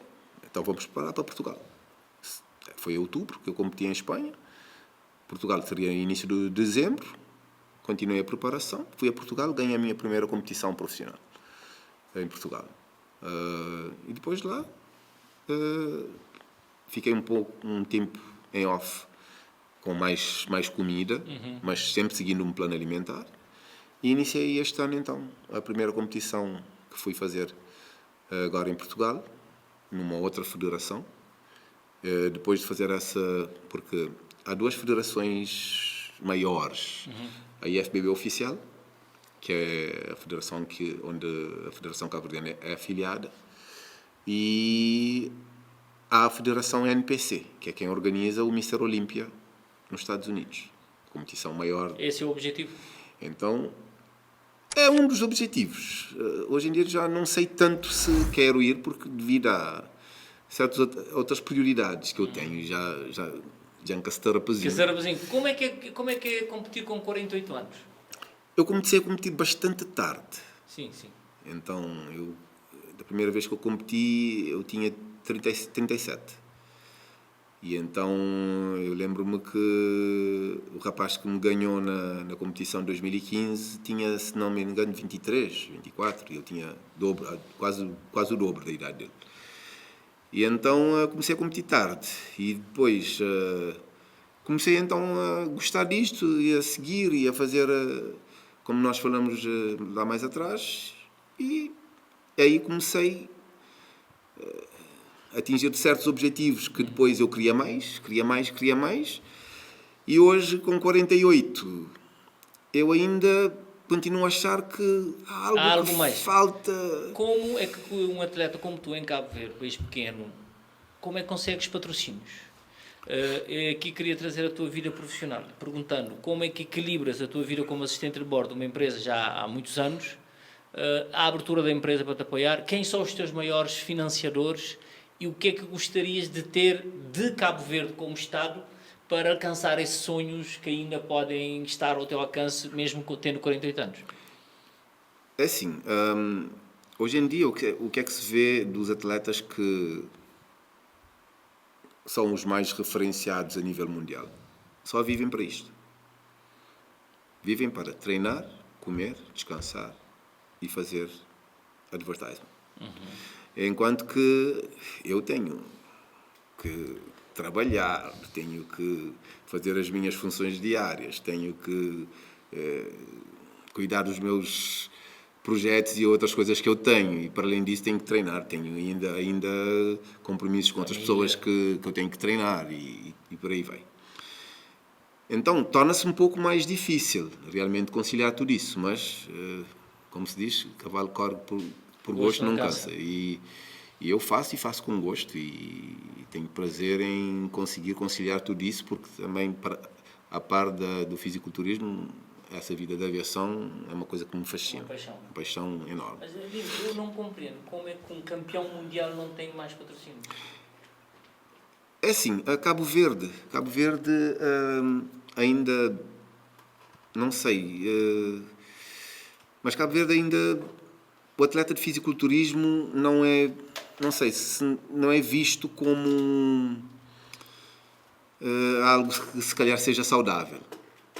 Talvez pela fama que tem dos atletas de fisiculturismo usarem isto, usarem aquilo, então ainda talvez muitos não queiram juntar o nome ou essa marca ao atleta de fisiculturismo. Só que esquecem que o treino, esse lifestyle de treinar, alimentar saudável, ter um corpo... Hoje vende. Vende. Eu vejo um atleta que é campeão do mundo e tu aqui já representas alguma marca em Cabo Verde? Eu represento a marca Suel de Sul, que foi a primeira marca que acreditou em mim. Temos vindo a trabalhar juntos. Ainda tens a parceria com o teu ginásio? Sim. Que eu vou lá e estás lá, Sim.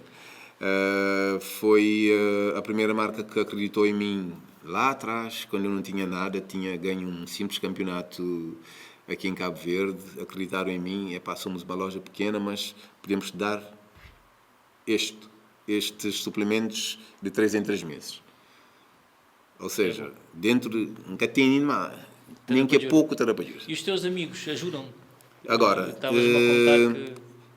tenho amigos que têm vindo a ajudar, amigos que não vale a pena dizer os nomes, mas que eles sabem quem são, porque eu faço questão de agradecer-lhes sempre que consigo algum objetivo, porque o objetivo não é só ganhar, mas conseguir chegar lá e competir já também é a concretização às vezes de um sonho, e sempre sou grato e faço-lhes saber que continuarei sempre a ser grato pelo facto de me proporcionarem certas objetivos que eu preconizo para a minha vida. Mas marcas cabo-verdianas, tem o supermercado Matilde, que, na pessoa do Sr. Ivo, que tem sempre acreditado em mim.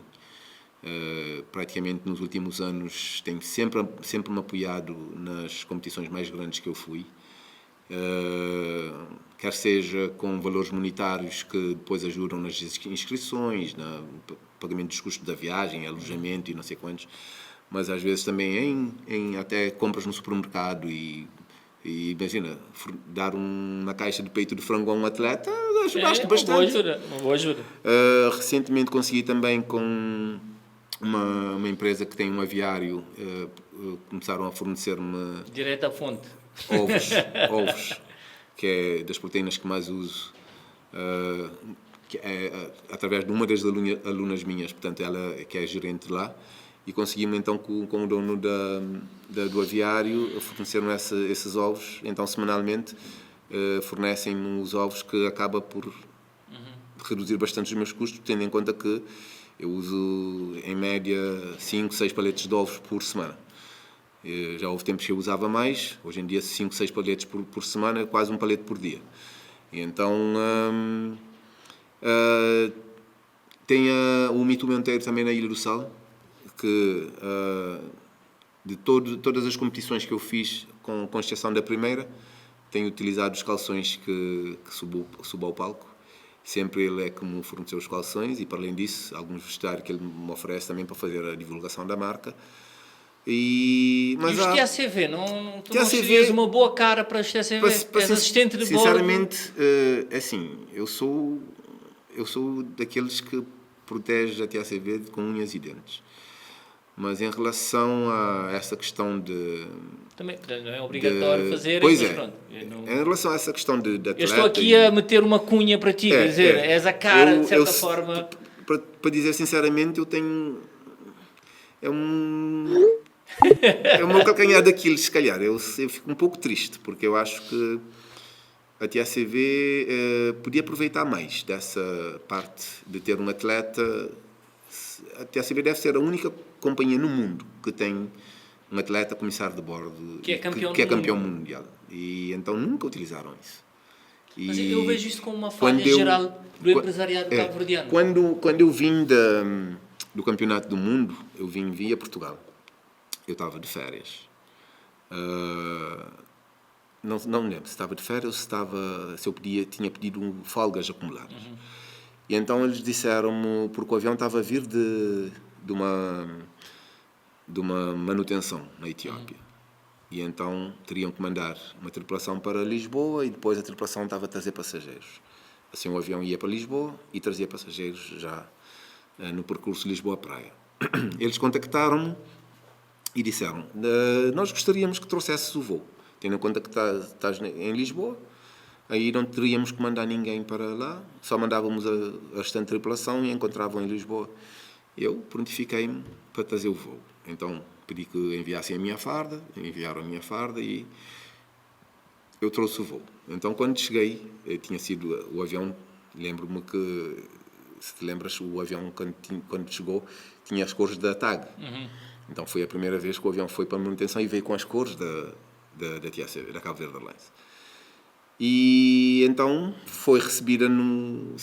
o avião foi recebido no aeroporto da Praia, com os bombeiros a fazer aquela vénia, e depois a televisão esteve lá também para fazer entrevista, e culminou com essa vinda do Campeonato do Mundo, que eu estava a chegar com dupla medalha de ouro, e recebi, portanto, fui falar com a televisão e foram fazer a entrevista. Eu fiz a questão de mostrar esse orgulho enorme de estar a chegar com um avião de Cabo Verde, não sei. Mas eu vi que a TACV não utilizou nada praticamente desse feito. Era uma excelente Mas mesmo Cabo Verde, eu vejo o aeroporto do Sal, os aeroportos internacionais com todos os nossos campeões. Tu, o Mitu, sim. O David, temos agora a Tatiana Monteiro, que também bateu recordes de mergulho, freediving no Egito. Temos várias personalidades que podiam ser a cara e podiam ter de facto uma imagem e eu, no teu caso, eu vejo vários produtos saudáveis que se podiam associar a um atleta de alta competição. Qual é a mensagem que quer passar? Eu até quando cheguei do Campeonato do Mundo fiz questão da minha livre e espontânea vontade enviar o dossiê para marcas que representam produtos que eu considero saudáveis e que eu gostaria de me ver a representar, tendo em conta que passam uma imagem de saúde. Sim, nós teríamos todo interesse, não sei quantos. Nada. Nunca mais. Hoje é estranho que prefiram muitas vezes gente que, influencers que não têm, de facto, de base feito, de que financiar ou patrocinar alguém que tenha um título mundial. O que mudar na nossa mentalidade, e aproveito para perguntar, o que esperas do Estado, do Ministério do Desporto, que desejo tens para os próximos anos para alcançar os teus feitos? Assim, eu sinceramente, devido a projetos que tenho hoje em dia, não me vejo a competir por muito mais tempo. Talvez mais um ano ou dois, não sei se tanto, mas como eu digo sempre, o meu objetivo principal eu consegui, que foi, eu comecei a competir, Cabo Verde não tinha uma federação, eu via muitos atletas cabo-verdianos, muitos jovens com vontade e que vibram por este desporto ao ver os outros atletas no exterior nas competições e que têm vontade de um dia estar lá e que nunca tiveram essa oportunidade porque nem federação tínhamos. Então, se eu for ver para trás hoje em dia, eu vejo que hoje em dia temos uma federação, não só direcionada para o fisiculturismo, mas também para o halterofilismo. Já estamos até na modalidade de levantamento de peso olímpico. E ver que hoje em dia já temos atletas a representar Cabo Verde lá fora, alguns que saíram de cá, foram competir e ficaram, e outros que já foram e voltaram, que ganharam também campeonatos lá fora e se tornaram profissionais, e que todos vieram no decorrer desse meu percurso que eu fiz, já me dou por satisfeito também de ter pisado palcos onde eu pude ser chamado como atleta cabo-verdiano e ouvir o hino de Cabo Verde a tocar. Só essa parte já, porque eu me lembro da primeira competição internacional que eu fiz, porque muitas pessoas consideram as minhas competições, as primeiras competições que eu fiz em Portugal, tipo Açores, Portugal Continental, já falavam Evelino, que ganhou competição internacional. Eu já não via como profissional de competição internacional porque estava enquadrado dentro do campeonato português. Ou seja, eu ia competir como convidado, estava dentro desse campeonato. Mas a primeira vez que organiza-se um campeonato Diamond Cup, que era já considerado um campeonato internacional, que poderiam vir todos os atletas de qualquer parte do mundo competir em Portugal, em Espinho, para uma competição, e eu tive que participar encostado à Federação Portuguesa, porque Cabo Verde não tinha uma federação. Graças a Deus ganhei, mas tive que ouvir o hino português. Eu tive que ouvir o Heróis do Mar, sei cantar, sim senhor, porque já não sou... Sim. Mas, para te dizer sinceramente, não tem o mesmo sabor, não tem o mesmo impacto. Lino, agora, para fechar, quais são ainda os grandes desafios que te vês a enfrentar? Primeiro. Segundo, que palavras aos jovens cabo-verdianos de motivação? E terceiro, que legado gostarias de deixar para o futuro? Como é que gostarias de ser lembrado? Objetivos. Sinceramente, eu me vejo, pelo menos, a querer ganhar pelo menos 2 ou 3 competições profissionais e de mais nome, mais grandes. O grande objetivo realmente de ter começado no profissional em Espanha era porque era o Arnold Classic, e o Arnold Classic é uma competição que todo atleta quer ter no currículo de um dia ter sido vitorioso do Arnold Classic. Falar em Arnold, toda a gente já sabe o que é que representa. A qualidade é um selo. Exato. Então, esse é um dos objetivos que eu tenho, de ser vitorioso numa competição Arnold Classic. Há bocado falamos no Olímpia. Para competir no Olímpia, eu teria que abdicar de competir na IFBB, mudar da federação. Foi na federação que eu fui competir agora em Portugal, onde fui medalha de ouro no Master e prata no Sénior. Mas logo a seguir a essa competição recebi um e-mail da Federação IFBB oficial a informar-me que tinha violado as regras da IFBB, onde eu sou profissional, e que poderia implicar coimas ou então até expulsão da Liga Profissional da IFBB, porque então, por acaso eu não sabia, então tive que me desculpar, mandar um formulário que eu tive que preencher e enviar a dizer que não iria repetir essa. Das duas, uma. Ou realmente abdico de competir na IFBB oficial e foco na NPC para ganhar o cartão profissional e tentar chegar no Olímpia. Mas, para te dizer sinceramente, optei se calhar aí pensando eu com os meus botões, se calhar foca-te no profissional que tu és agora, da IFBB. Tenta ganhar pelo menos uma competição grande, que seja de renome. Que seria qual? Pelo menos uma Arnold Classic ou o Campeonato do Mundo que se organiza da IFBB. E a partir de lá teres essa sensação de que chegaste no topo do amador e chegaste no topo do profissional, dentro da IFBB. Em relação a como é que eu gostaria de ser lembrado? Como alguém que sempre gostou de treinar, mas que quis abrir o caminho para os jovens de hoje em dia não terem uma desculpa de dizer que não conseguem chegar lá porque Cabo Verde não tem uma federação. E hoje em dia, por mais que tenhamos dificuldades em Cabo Verde, mas há certos patamares que conseguimos chegar só pelo facto de termos uma federação em Cabo Verde. Porque o fisiculturismo é um desporto um bocado solitário, em que tu fazes o teu trabalho nos bastidores, sozinho. Podes ter um companheiro de treino que tu consegues fazer o treino juntos, mas... Só tu podes carregar o peso, mas é tu, tens que... é tu, vais ter que ser tu a fazer. Lógico que se tiveres alguém que possa te direcionar e te mostrar os pontos em que tu podes melhorar, que tenha uma experiência a mais para agregar realmente, consegues chegar, dar passos talvez mais largos e chegar num objetivo mais depressa do que se for sozinho. Como se diz, juntos somos mais fortes. Se nos juntamos, chega mais fácil. Mas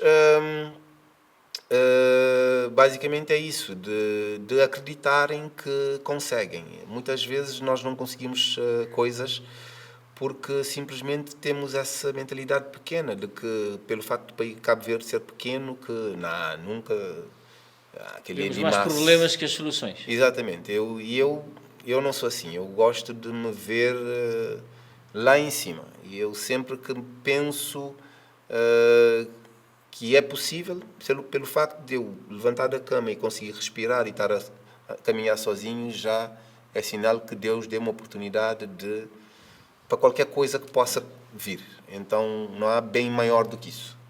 Então, se estás a conseguir levantar da cama, sozinho, com saúde, estás a respirar, e tens um horizonte à frente, sem limites, então, por que não correr atrás? Então, vejo que a malta jovem hoje em dia está muito vitimista, muito...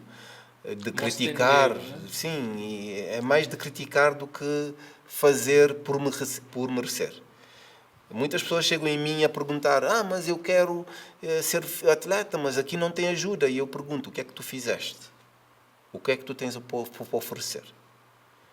Mas nenhuma marca quer me apoiar, mas o que é que tu tens para oferecer para a marca? Já tens para oferecer, exatamente. Se a marca te disser: o que é que eu vou ganhar contigo? O que é que tu tens para mostrar? Já paraste para pensar que nenhuma marca vai te dar nada só pelos teus lindos olhos azuis? Então as pessoas às vezes pensam que cai do céu. Portanto, dedicação... Se eu for ver o meu palmarés de títulos que eu já ganhei, às vezes até fico impressionado, mas está difícil para mim conseguir às vezes abrir certas portas. Agora imagina para quem está a começar, que não tem nada para mostrar, não tem nada, às vezes nem falar sabe. Então, torna-se ainda mais complicado. Então, que construamos algo sólido para poder depois, quando alguém disser: mas o que é que tu tens? Eu tenho isto. Ou então, quando chegar num Abrão, eu já tenho isto, mas preciso chegar lá. Se me deres a mão, eu chego. Aí vai ser mais fácil, não é? Lino, é um prazer esta conversa. Eu creio que ultrapassamos 1h30 e acabamos de provar que fisiculturismo tem conteúdo para uma grande entrevista. Quando eu disse a muita gente: vou trazer o Lino, e dizer: mas fisiculturismo, o que é que vocês vão falar durante 1 hora? Eu disse: vou provar que é preciso conteúdo, ciência, disciplina. Agradeço o teu tempo e eu espero que o teu ginásio passe esta entrevista em loop para que as pessoas percebam que há conteúdo, há ciência e a disciplina pode nos levar junto. Muito longe. Muito obrigado. Agradeço pelo convite e pela disponibilidade de estar cá, de partilhar um pouco da minha história e da minha experiência com a malta jovem que quer abraçar este caminho e este desporto, que é tudo direcionado para a saúde, desde que façam com cabeça e com juízo, ok? Muito bem, o Lino terminou de forma extraordinária o nosso programa de hoje. Ética, disciplina, visão, comprometimento são as mensagens que ficam deste episódio de Os Bastidores do Sucesso. Espero que as lições passem, que o Lino consiga inspirar muitos jovens, homens e mulheres, para uma vida saudável, que é o que todos nós queremos. Até breve.